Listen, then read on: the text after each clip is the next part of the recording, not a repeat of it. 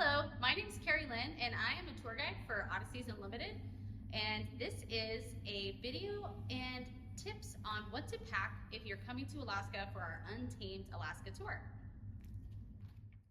So you may be wondering what the right type of luggage to bring on this trip is. Most guests like to bring a large suitcase kind of like this one. So it has wheels. This could be kind of like your main bag on the trip. And as you know, later on in this tour, we do have a section of the trip where we're going to be traveling deep into Wrangell St. Elias National Park. And we ask guests on that part of the tour to only bring 30 pounds or less of gear per person. And people do that in a variety of ways. One way that you can get ready to pack for that portion of the trip is by bringing some kind of soft-sided moldable bag with you. A lot of people actually just like to bring that as their carry-on. So you'd have this large suitcase as your main check bag, and then you can have a moldable soft-sided duffel, kind of like this one. This can be your carry-on bag. And in this, you could even use this as kind of like your daily needs or essentials bag on the trip. Or you can bring a bigger backpack, kind of like this one, to use as your carry-on. So those are just a couple options, either that soft-sided duffel bag as your carry-on, or you can bring a backpack kind of like this. When you travel to Alaska, you may see a wide variety of different types of weather on the Untamed Alaska tour. On this tour, we travel to a bunch of different locations, and the weather changes day to day, location to location. I have never once led a tour that had consistent weather throughout the entire thing. So you will certainly see a variety of weather on your trip here.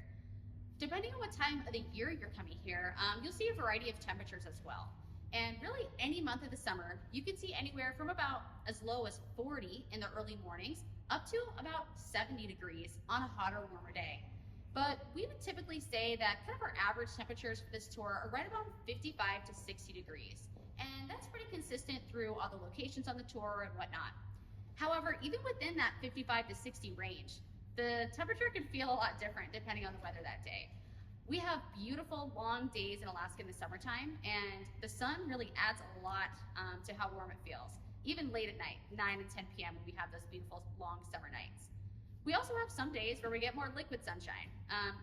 Most likely you'll encounter maybe a day or so of rain on your tour, and so that'll make the temperature feel a little bit cooler. But I've seen everything from snow to 75 degrees in the summer in Alaska, so it's best if you pack for a little bit of everything. What I would call a typical day of the tour is maybe a little bit of travel, some included activities, and then some outdoor time.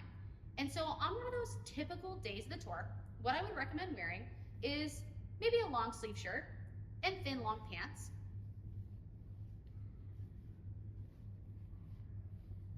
Here's some kind of example of just some regular pants. A lot of people like to wear something like this. They're nice, breathable, and can get you through a wide variety of temperatures. You may want to wear some kind of long sleeve shirt. A lot of guests like these kind of wicking style shirts. This is an Eddie Bauer one, but something like this is something that's good for 50 degrees with a layer under or over it, and something that's good to 70 degrees if we're on a warmer day. So like a nice thin long sleeve shirt is great for day to day, a typical day on this tour. Every now and then we do have some really warm days here in the summer in Alaska. So if we're having a nice warm day, you may want to wear something like shorts. A lot of people like to bring like a capris or a cargo short type thing. And I do highly recommend putting in a couple short sleeve shirts. You may need it on that hot day, or you might want it to layer underneath some other of your clothes. On our tour, we do have a couple opportunities for laundry. However, our days are really long, and I find that guests don't like to fiddle with it in the middle of the tour. I would recommend packing with the intention of just wearing what you have without doing laundry throughout the trip. And then if you feel like it and it's available, maybe you could do it once, but otherwise I plan for no laundry. We have some days of our tour that are a little bit more active. We have days where you have the option to hike a long way. We have days where we're out on wildlife view style tours, like going into Denali National Park. We have a day where we are out on a boat all day, out in Kenai Fjords National Park. So on one of those days of the tour, you may want to have even more layers on than kind of our typical or average day. Something that people like to bring, just in case we have cooler weather on one of those big outdoor days, is a pair of long johns or long underwear. So these are just kind of some thin leggings, and I bring these on the tour just in case I need them for our time in Denali, Wrangell St. Elias, or down in Seward. I find myself wearing these most on our day in Seward when we're out on the boat trip, but you can put these on underneath your thin hiking pants or whatever outerwear pants you brought. So, a couple other things that you may want to bring with you that are important on the trip are some good quality footwear. So, I have a couple options here, or a couple examples of kind of like a nice hiking shoe that you can bring.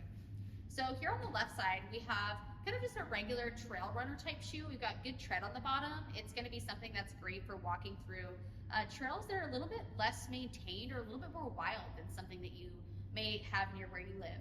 So a nice trail running shoe is a good option. You can also opt for a little bit more of a sturdy hiking boot like this. If this is the kind of hiking shoe that you wear at home, I highly recommend this is what you would bring to Alaska. A lot of people like this higher ankle here. It's really sturdy, makes everything feel a little bit more stable, especially when you're walking on those more difficult trails.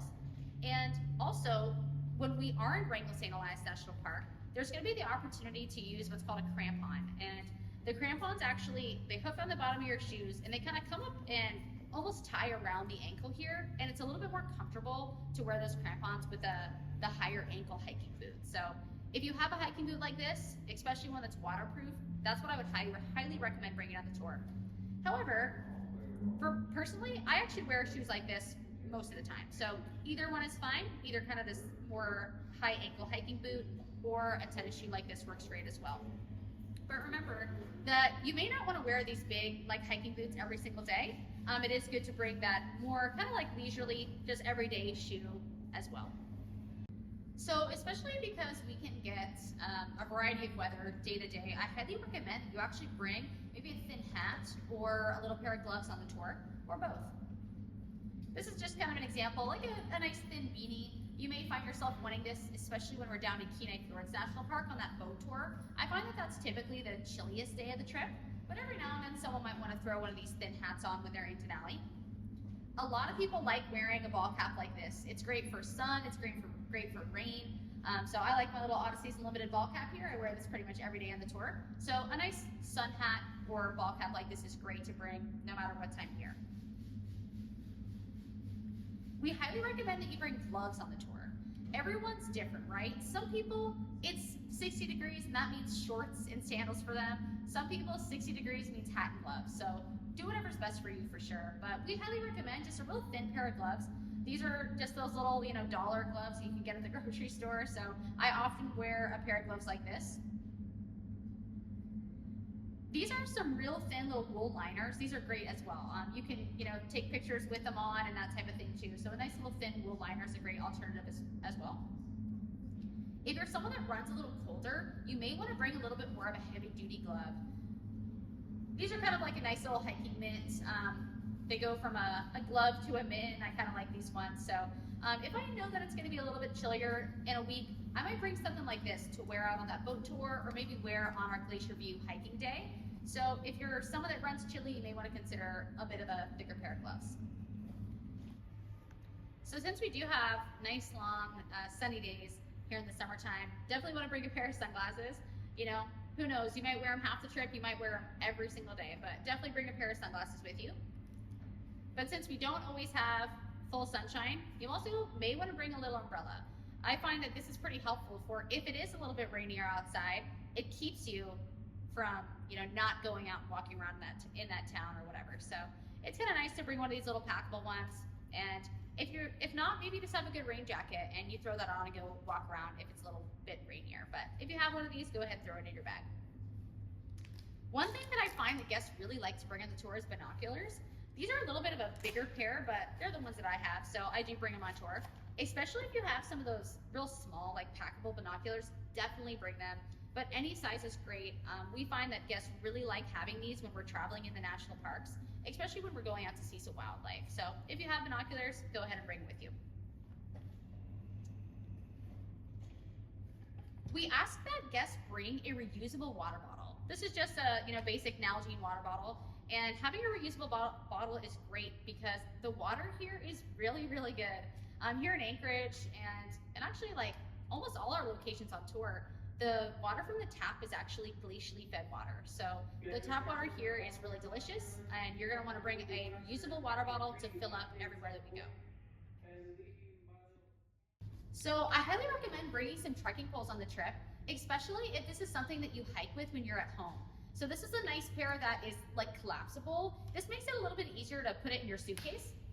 A lot of guests are really worried about how they're gonna get this out to Wrangell St. Elias, but don't worry about it. We do this every single week. You can just kind of have these on the outside of your bag and I'll collect them and bring them into Wrangell St. Elias with us. But the main part of the trekking poles for this hike are actually gonna be for the trail. It's gonna be for when you're hiking down towards the glacier. When we're on this hike, you actually can't use the trekking poles on the ice. We're gonna have some local guides with us, and those local glacier guides, they actually have that as a rule. They don't allow people to take trekking poles on the ice because they want you to have your hands free in order to stay more balanced. And in the event that you did fall, you need to have your hands free to catch yourself.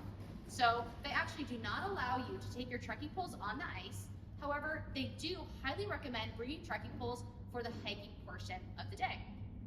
They have a little spot that they keep all the trekking poles towards the glacier, so you don't have to worry about that. But if you hike with trekking poles at home, I highly recommend you bringing them on the tour. If you have never used a trekking pole in your life and have no idea how to use this thing, don't worry about it. They do have some spares that we can borrow when we get out to Kennecott if you do think that it's something that you're gonna need. And if you've never hiked with them before and you're an experienced hiker, then you shouldn't need them for this either.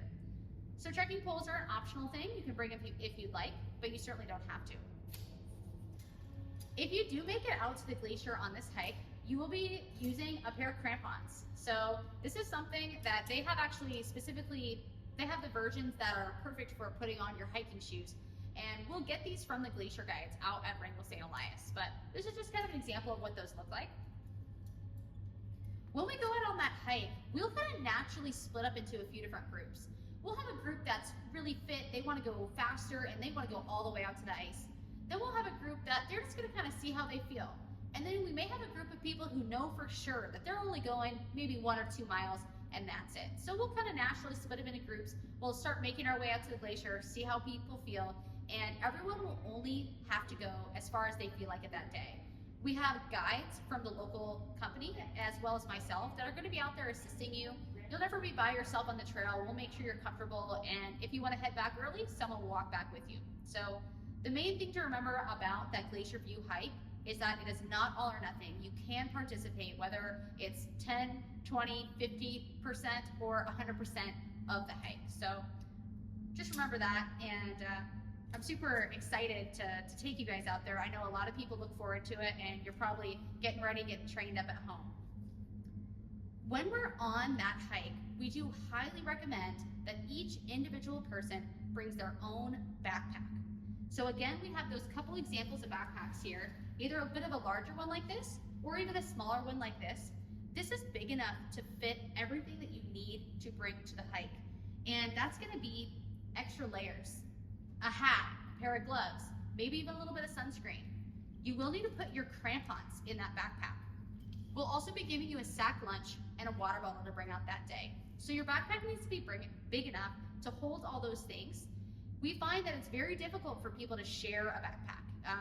Most likely, you might want to hike a little bit of a different distance than your travel partner as well. So it's best if everyone has their own backpack. It's a little bit easier to fit everything.